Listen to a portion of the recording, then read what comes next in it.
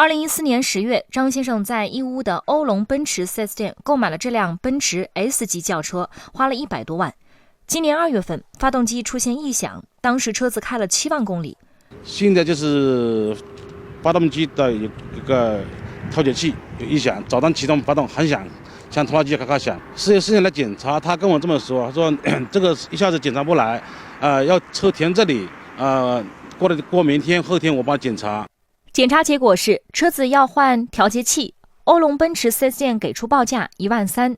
这时张先生想起他在 4S 店买过延保，我当时就想到我在这边购买了个延保产品嘛，花了3万多块钱嘛，就想到找他们。可以保多久？8年或者18万公里。18万公里。对，变速主要是大配件、变速箱和发动机，其他都没了。其他小细节没那个。总价是多少钱？总价花了3万1。张先生说，2015年他来 4S 店做保养，工作人员向他推荐了一款会员制免费修车产品。当时他购买了超值保修服务，一次性支付了3万1，收款方是北京华奥汽车服务有限公司，产品有效期到2022年12月2号。这次故障出现之后，他拿着合同找到 4S 店要求保修。4S店跟我说我是跟第三方签合同，跟他们不搭嘎，叫我去找第三方。就找这家公司。对。这家公司又怎么？他是说我没有在指定的店里保养过，拒赔。张先生介绍，车子开到6万多公里的时候，到朋友的修理厂做过一次保养，就是因为这次店外保养，华奥方面表示拒绝保修。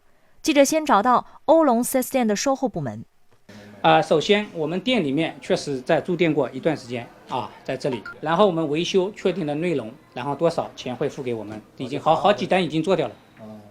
如果正常的话是这样一个正常一个。现在等于是华公司来了以后看了以后，他说他那个发现了呢，在6万公里的时候，那少了保养。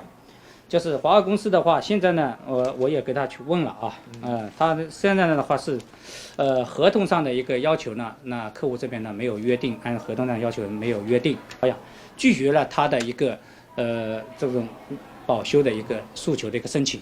前主管表示，既然延保是在 4S 店买的，他可以给这次的维修费打9折。张先生没有接受，找到北京华奥汽车服务有限公司义乌分公司，没有人上班。记者电话联系上负责理赔的吕经理，然后现在发现我们那个理赔不了，因为我看到是这样写的哈，就会员应当在指定的这个门店服务商进行这个保养与维修，对吧？否则的话，服务商有权拒绝提供免费维修服务。对。那这个权利这个权利是你们就现在就要行使是吗？对，是的呀。所以说让客户然后给客户初步说了一个拟定一个方案嘛，他自费修完之后，我们还继续认可了这个合同。吕经理表示，他们给客户的方案是这次故障张先生自费维修，之后按照合同，他们继续为车子保障到2022年12月或18万公里。张先生打算走法律途径。188红见记者报道。